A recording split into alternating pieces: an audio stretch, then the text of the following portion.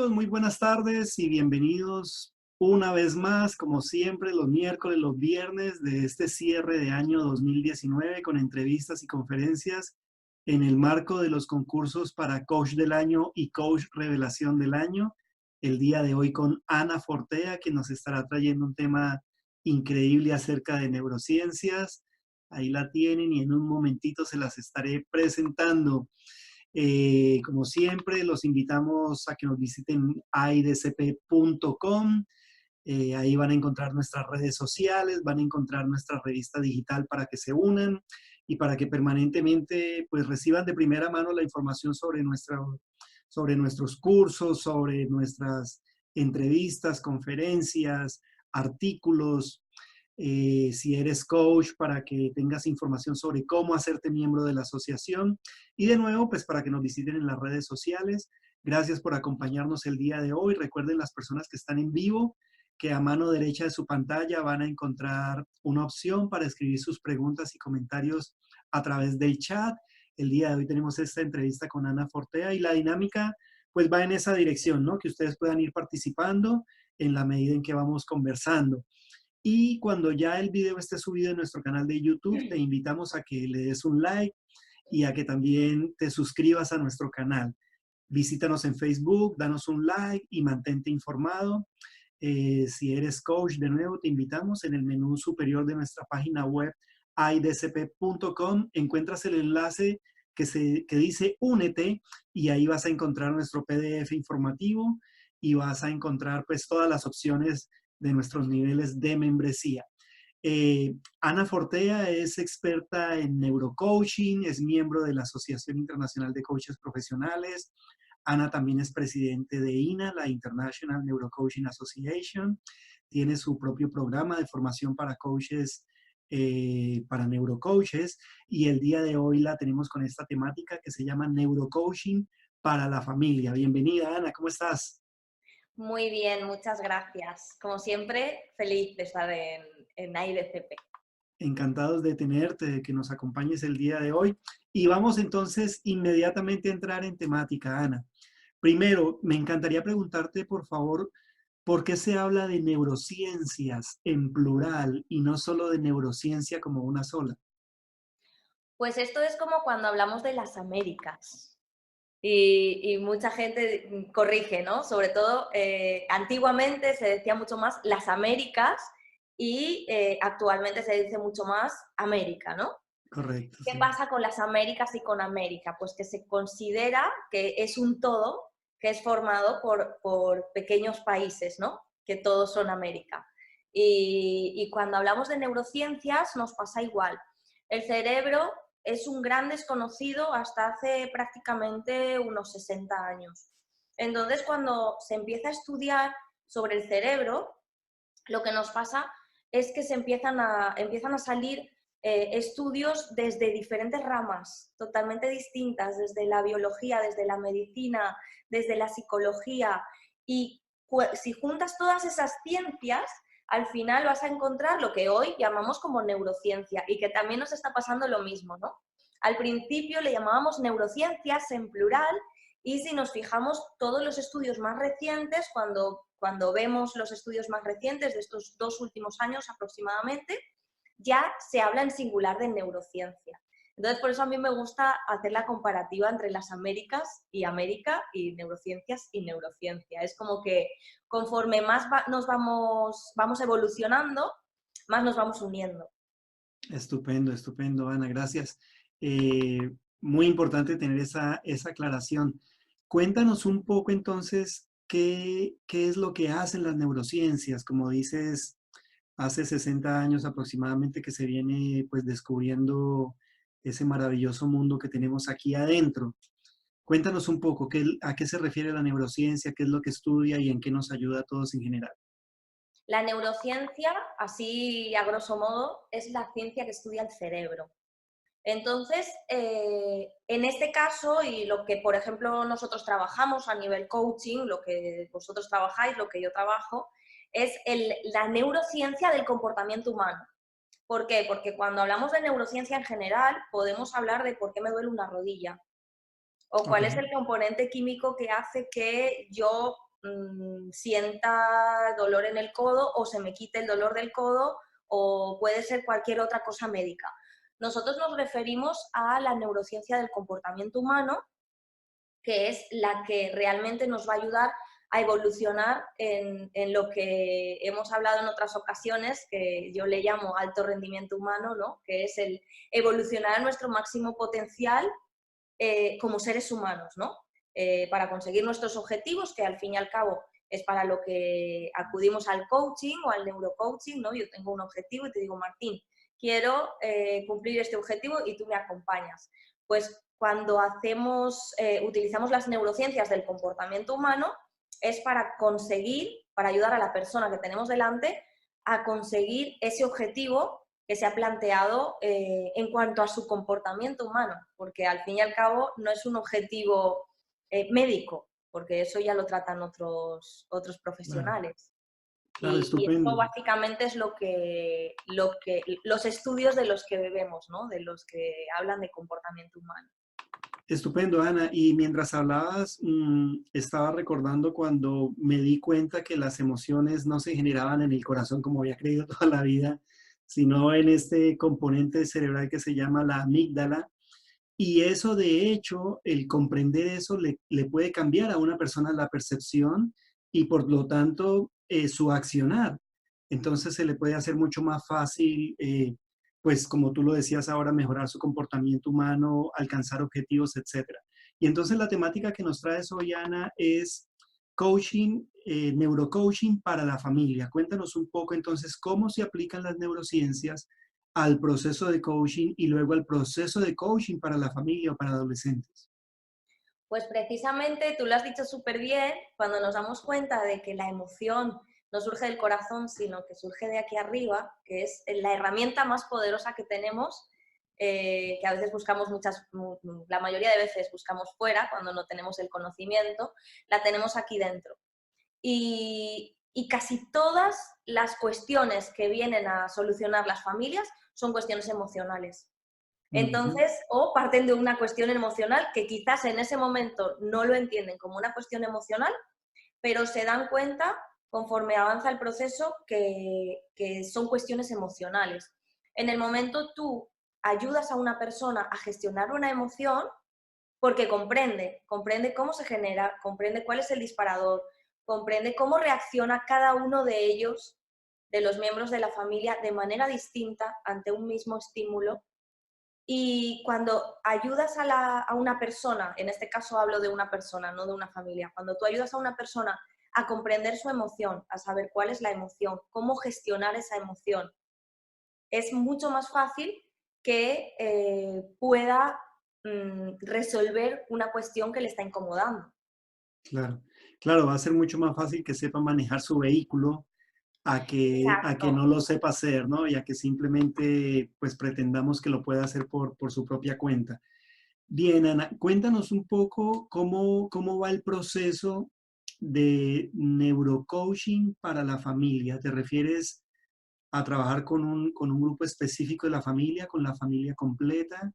Y cuéntanos, me encantaría que nos puedas hablar del proceso como tal. Me refiero a la dinámica. ¿Cómo va la conversación? ¿Cómo va el abordaje, el contacto, etcétera? Pues mira, es muy sencillo. Es muy sencillo, claro, visto desde este lado. Cuando tú estás en tu familia, tienes un proceso que solucionar en tu familia, no es tan sencillo, ¿eh? Que tendemos a relativizar siempre todo.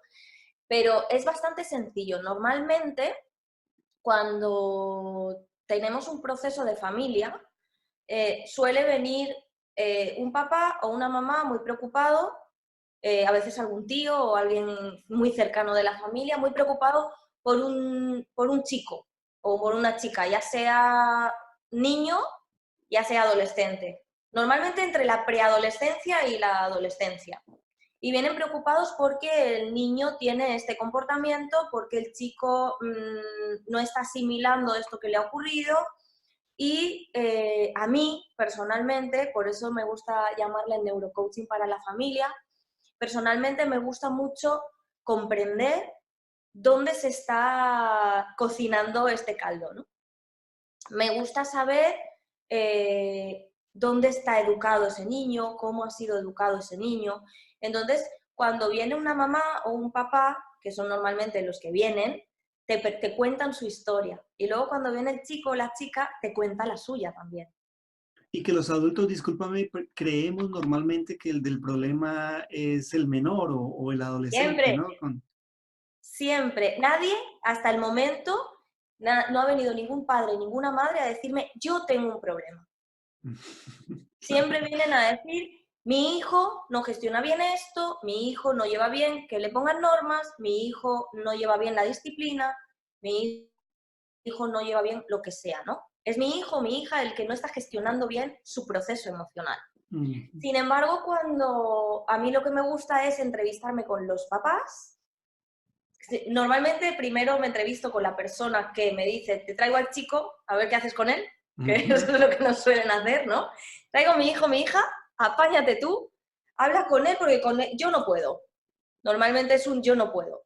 Sí. Entonces yo hablo con el adulto, que es el vehículo, ¿no? de todo esto.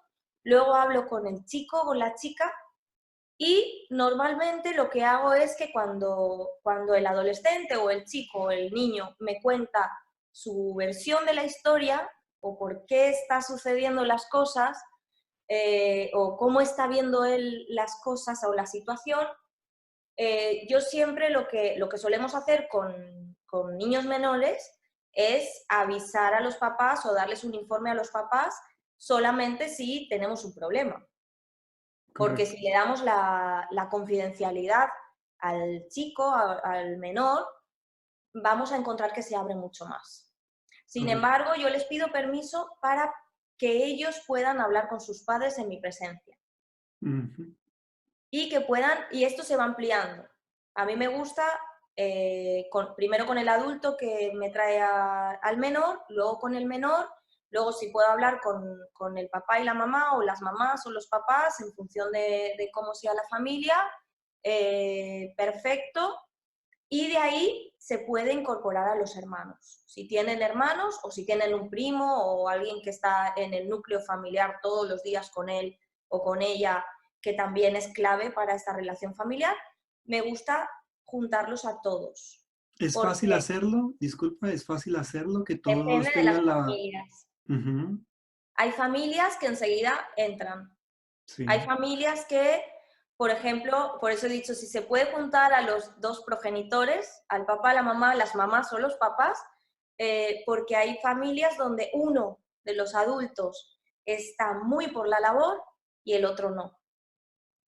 por la labor dices con el adolescente o con el menor. Exacto, de Ya. entrar él en el proceso, Ujú. porque también hay casos en los que uno de los padres no quiere participar porque piensa que le van a hacer una terapia, Correcto. que él no tiene que ir al psicólogo, que él no tiene que hacer terapia. Sí, que no es Y el del entonces hay que problema. explicarle muchas veces que esto no es una terapia, que lo que estamos haciendo es facilitar las relaciones familiares y bueno, al fin y al cabo es como, no es una mediación, pero hacemos una especie de mediación para poder aplicar las herramientas con toda la familia. Ana, ¿hay alguna herramienta de neurociencias o de neurocoaching que tú específicamente apliques para ese nivel, voy a decirlo de esta manera, ese nivel de convencimiento que puedas tener sobre la familia para que cedan a participar en el proceso? No, yo normalmente lo que hago es que vengan los que quieran venir. Ujú. Y Ok, además es que es muy común que cuando vienen los que quieren venir y hay alguno que se queda fuera, que ese que se queda fuera primero refunfuña bastante y dice, oh, pues ujú. no sé, pues, pero las comidas, o sea, se les insta y se les pone como objetivo que conversen, no solo cuando están conmigo, sino cuando están fuera, cuando están en su casa. Correcto, Entonces, las comidas o las actividades que hacen muchas veces surgen en las conversaciones cosas que han pasado en sesión.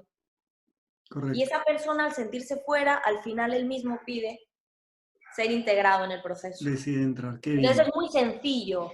Parece muy difícil y muchas veces te encuentras con que el adulto más proclive o con más por la labor de participar está molesto o está incómodo porque la otra persona no quiere participar, o a veces pasa con uno de los menores, pues si te encuentras con un menor preadolescente o adolescente que dice, ¿yo qué tengo que ir ahí? Y Claro. luego te das cuenta cuando lo incluyes que pues a lo mejor la misma cuestión que le estaba pasando a su hermano o a su hermana también le pasaba a él en menor medida y tenía un poco de miedo de ser descubierto por los padres. Eso a veces puede parecer mágico. Mira, tenemos un comentario y una pregunta de Cristina de Arosamena. Saludos, Cristina. Dice, Hola, Cristina. felicidades por tu participación. Entiendo que si conseguimos tener conciencia de la ruta cerebral de nuestros pensamientos y hábitos, podemos cambiarlos. Me gustaría saber qué tipo de preguntas usas en un proceso de neurocoaching para trabajar esto. Hola, Cristina. A ver, que me he puesto la pregunta y no le veía la cara a Martín. Pues realmente son preguntas que te llevan a entender. Nosotros tenemos dos maneras a nivel cerebral de procesar una emoción.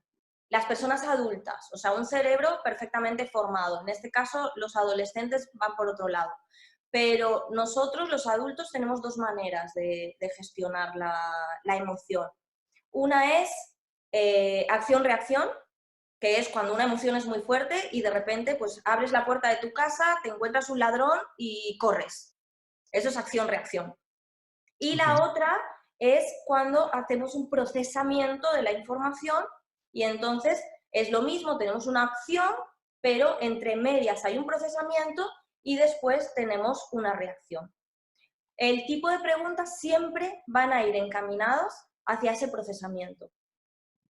Sí, tanto si hemos tenido acción-reacción, que muchas veces las personas más impulsivas les cuesta mucho, o yo me puedo incluir porque yo también soy muy impulsiva, nos cuesta mucho en un momento dado pararte a pensar sobre algo cuando lo estás viendo claro y reaccionas emocionalmente directamente. Entonces, las preguntas siempre van a ir encaminadas hacia ese procedimiento, ese procesamiento de la emoción y siempre van a llevar incluido un para qué. ¿Para qué estoy haciendo esto? ¿Para qué me estoy sintiendo de esta manera? Y muchas veces nos damos cuenta de que la emoción es un instrumento para algo. Si el para qué es un no para nada en particular, aunque le puedes seguir insistiendo y te vas a encontrar quizás con otra respuesta, pero le insistes y te das cuenta de que es un para nada en particular, porque de verdad no hay un para qué, no pasa nada, seguimos con otro tipo de preguntas. Pero nos vamos a encontrar un alto porcentaje de que una respuesta emocional, cuando procesamos de una manera determinada, normalmente es para conseguir algo de la otra persona, pero muchísimas veces sobre nosotros mismos.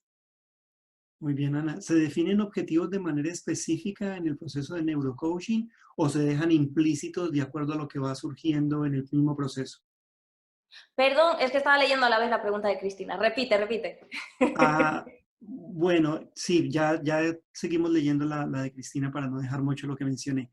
Si en el proceso de coaching, mi pregunta es si en el proceso de neurocoaching se trabajan objetivos explícitos o si se dejan implícitos de acuerdo a lo que va surgiendo en el mismo proceso. Es decir, se No, define un objetivo como tal, con fecha de vencimiento, plan de acción, etcétera. sí, se hace exactamente igual. Se hace exactamente igual, un objetivo concreto, con su fecha de vencimiento, con sus hitos que vamos midiendo, los indicadores que nos van a ayudar a medir estos hitos, exactamente igual que cuando estamos haciendo un proceso a una persona sola. Gracias, Ana. La pregunta complementaria de Cristina dice, gracias. La pregunta ¿para qué? Es universal y potente. ¿Puedes poner un ejemplo de pregunta de neurocoaching de manera más específica? Por ejemplo, con un adolescente. De pronto, ampliando un poco lo que Cristina propone, podrías plantearnos un escenario específico de coaching y responder entonces a la pregunta de Cristina. Sí, de hecho, Cristina matiza muy bien ahí lo del adolescente porque estos para qué casi siempre nos sirven con los adultos, porque yo os explicaba antes que el adolescente solo hay un momento Para esto hay que entender un poco cómo funciona la configuración cerebral. Nosotros vamos ampliando nuestro cerebro y nuestras conexiones neuronales desde que nacemos y hay un momento en la adolescencia que para que se desarrolle más el córtex prefrontal, que es el que nos ayuda a racionalizar las cosas, nuestro cerebro desconecta algunas partes, porque esa energía la está dedicando a que se desarrollen las conexiones neuronales de una parte concreta de nuestro cerebro. Sin embargo, eso queda totalmente desconectado y nos encontramos que se vuelve a conectar cuando tenemos unos 20, no hay una edad exacta, pero como media unos 25 años.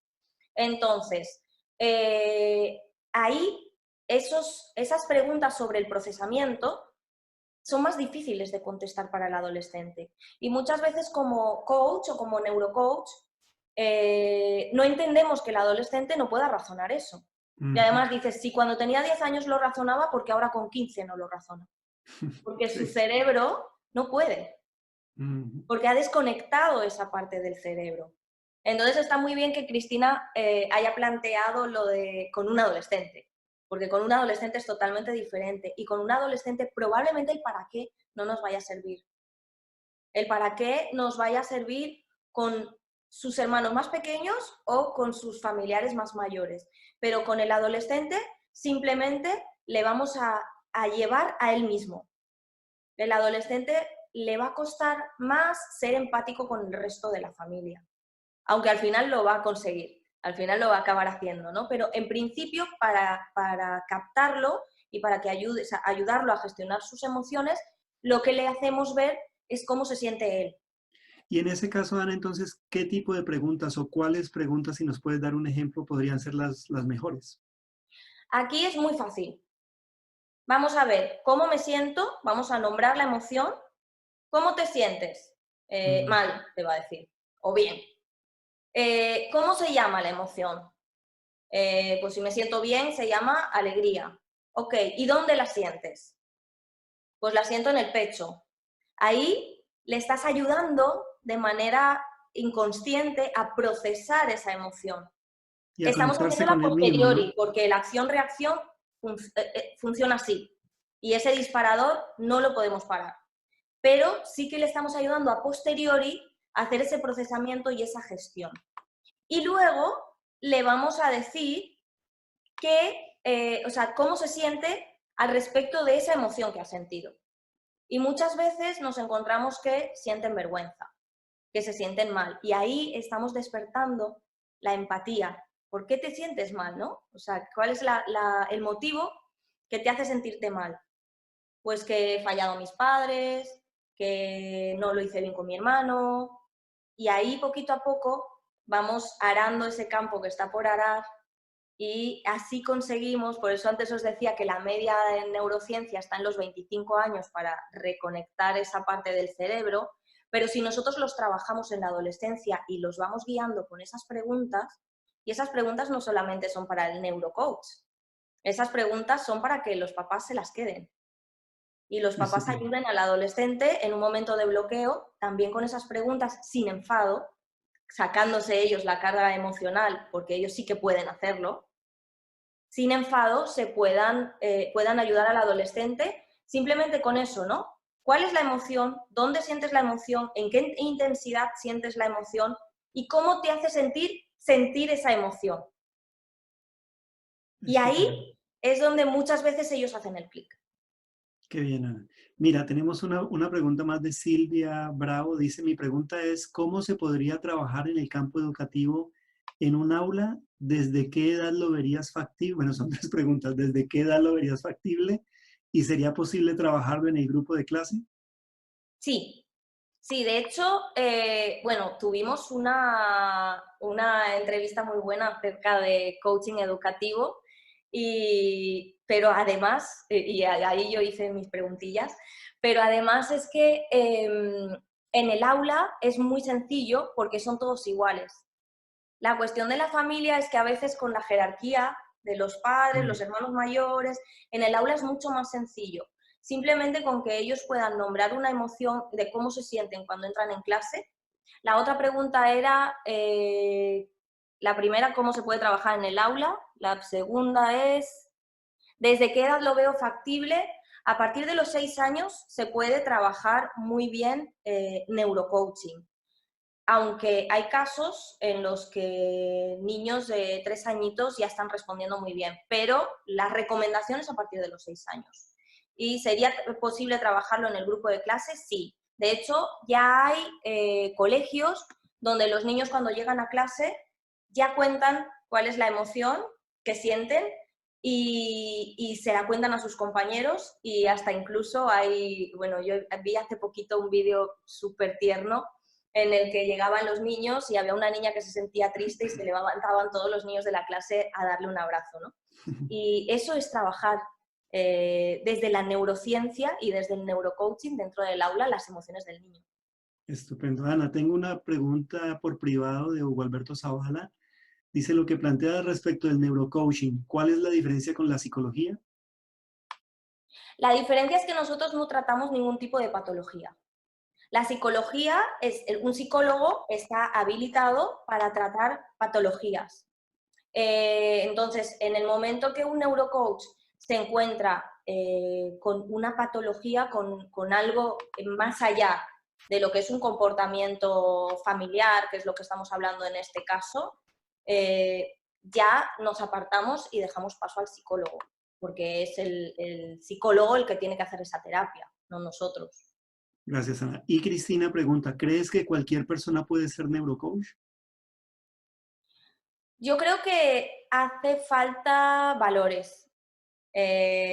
Por eso yo siempre lo explico, ¿no? Todo el mundo puede aprender neurocoaching, no todo el mundo puede ser neurocoach. ¿Por qué? Porque nos hace falta tener valores, porque el neurocoaching es un arma muy potente en el que podemos entrar en el cerebro de otras personas para modificar conductas y realmente tenemos que tener muy claro que los valores para entrar en el cerebro de otras personas para modificar conductas son para el beneficio de la otra persona. Porque imaginaros este arma tan poderosa en manos de alguien que lo que quiere es su propio beneficio y Y de bueno. pronto que si eso es lo que se hace específicamente lo que acabas de mencionar, ya no sería coaching, ¿no? Entrar en Claro, el por eso, cerebro o de sea, nosotros alguien. tenemos todo el arma y todo el conocimiento para poder modificar una conducta. Sin embargo, si lo estamos haciendo, estamos fallando a nuestro propio código deontológico. Gracias, Ana. Mira, voy a hacer una pequeña pausa, ya nos quedan unos 3 minutos. Y los quiero invitar a nuestra próxima conferencia este viernes con Teresita Cardona. Se llama Los enemigos de la poderosa mente. Aquí en el chat les estoy colocando el enlace para que por favor le den un clic, se registren, compartan en sus redes sociales y nos acompañen entonces el próximo viernes. Vamos a darle un saludo a quienes nos están acompañando.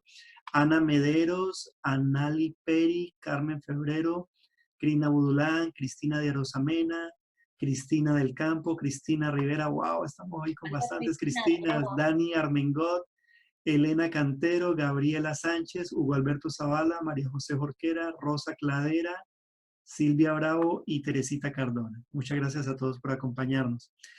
2 minutos y Cristina dice, entonces según lo que comentas, es clave elegir un buen neurocoach. Felicidades por tu entrevista, Ana. Me encantó todo lo que he escuchado. Súper interesante. Gracias. Bien, bueno, Ana, nos quedan 2 minuticos, 1 minuto ya.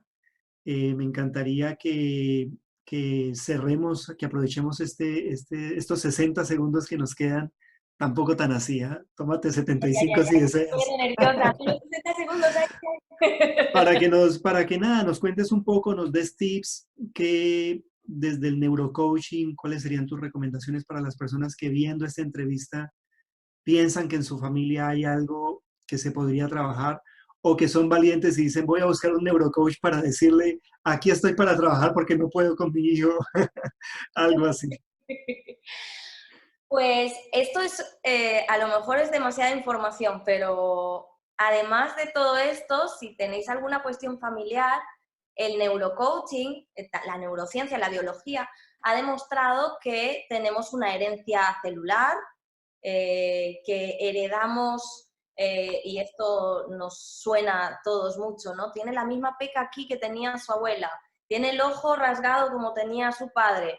Y emocionalmente también heredamos una parte, tanto en nuestro carácter, un 20% aproximadamente de nuestro carácter viene por herencia, biológicamente, de nuestro árbol, y también heredamos emociones que quizás las tuvo en su momento nuestra abuela, nuestro bisabuelo o nuestro tatarabuelo. Entonces, si tú quieres trabajar desde el neurocoaching o desde la neurociencia o desde la biología pura con tu familia, yo siempre recomiendo que investigues en tu árbol y que veas cómo se comportó tu madre, cómo se comportó tu abuela, tu abuelo, tus antepasados ante determinadas situaciones, y vas a descubrir muchos patrones similares, y así nos va a ayudar a ir mucho más al blanco de la diana y saber por dónde trabajar. Súper interesante, Ana, muchas gracias. Mira, no quiero quedarme debiendo esta pregunta de Silvia Bravo. ¿Qué diferencia encuentras entre inteligencia emocional y neurocoaching? Bueno, la inteligencia emocional es también una ciencia muy, muy curiosa y muy interesante de aprender. En este caso yo me he centrado mucho en emociones porque, como estaba hablando de familia, como antes le decía a Martín antes de empezar la entrevista, casi todos los casos que yo me encuentro en familias son casos que tienen que ver con emociones. La inteligencia emocional es una herramienta que trabajamos no solo en el neurocoaching, sino también en el coaching clásico. El neurocoaching abarca muchas más cosas, ¿no? Abarca todo el comportamiento humano, no solamente el que tiene que ver con las emociones. Gracias, Ana. María José Jorquera dice muchas gracias por las aportaciones, Ana. Gracias, Martín, por la entrevista. A ti, María José. Cristina Yarosamena, epigenética, tema interesante, felicidades.